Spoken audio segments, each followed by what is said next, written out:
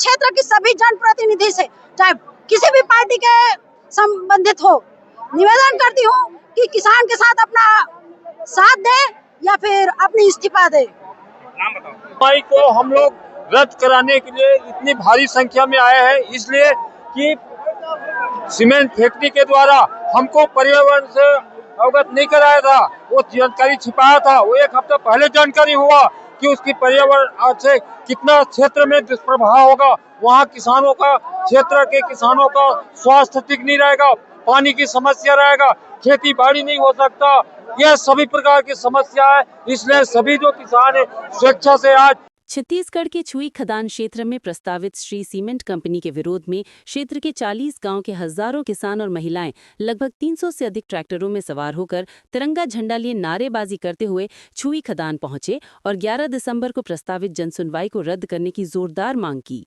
संभावित भीड़ को देखते हुए प्रशासन ने भारी संख्या में पुलिस बल तैनात किया तथा जगह जगह बैरिकेड्स लगाकर किसानों को रोकने का प्रयास किया।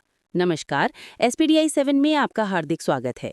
किसानों का कहना है कि सीमेंट कंपनी खुलने से भूमि बंजर होगी, जलस्तर गिर जाएगा, पर्यावरण प्रदूषित होगा और बीमारियां फैलेंगी। इधर रोजगार के दावे को खारिज करते हुए किसानों ने कहा कि कंपनी की रिपोर्ट में स्पष्ट है कि केवल 138 लोगों को रोजगार मिलेगा।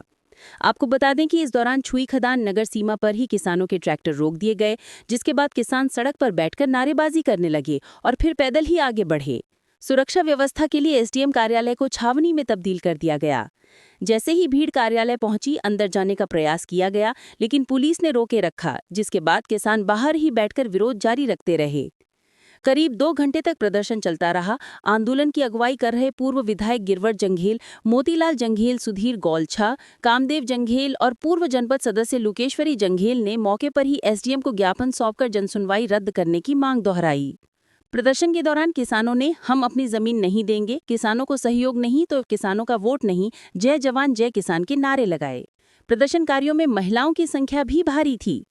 किसानों ने चेतावनी दी कि यदि जनसुनवाई रद्द नहीं हुई तो आंदोलन और उग्र होगा। आइए सुनते हैं क्या कहते हैं किसान नेता व स्थानीय लोग। छत्तीसगढ़ से राशिद जमाल सिद्दीकी की रिपोर्ट। हमारी मांग यह है कि हमारे क्षेत्र में जो परियोजना लागू होते वो प्राइवेट परियोजना है। प्राइवेट हमारे सरकारी परियोजना होती तो हम सरकार ला कृषि उपयुक्त जो भी परियोजना होती हम सौंप देते हमारे जमीन ला, लेकिन प्राइवेट कंपनी पर दे जाते है तो एकर हम पूर्ण विरोध करत हन। हमारे क्षेत्र में प्रदूषण नहीं होने, हमारे खेती किसानी वाले जमीन है, हमारे क्षेत्र सबसे उपजाऊ जमीन है। हम अपन क्षेत्र के 40 गाँव ला धूल मिट्टी में दबन नहीं दें, ये हमारे मांग है।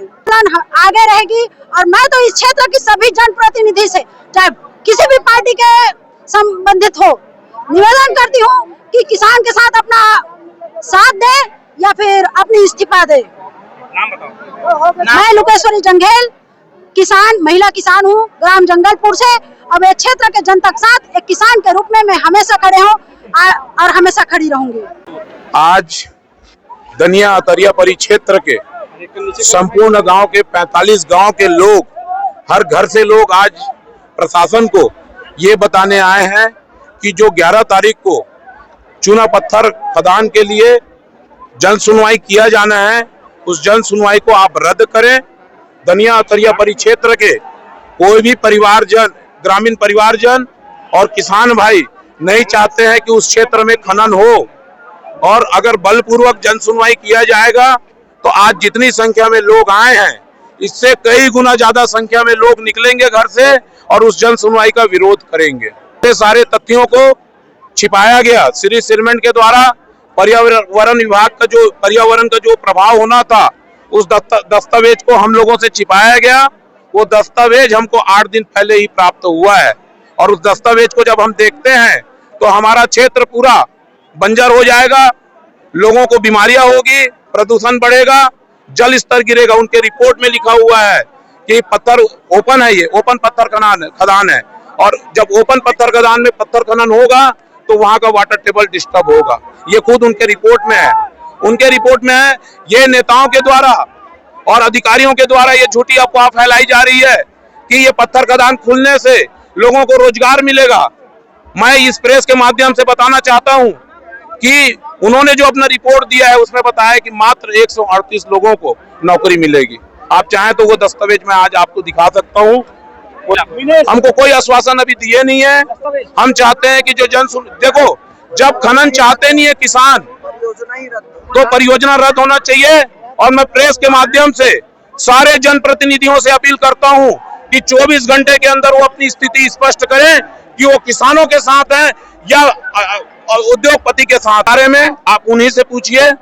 मैं तो इतना कहूंगा कि गांव से लेकर दिल्ली तक, पंच से लेकर पार्लियामेंट तक, जितने भी इस क्षेत्र में निर्वाचित जनप्रतिनिधि हैं, मैं हाथ जोड़ के विनम्र अपील करता हूं कि 24 घंटे के अंदर वो अपनी स्थिति स्पष्ट करें कि वो किसानों के साथ है कि उद्योगपति के साथ है।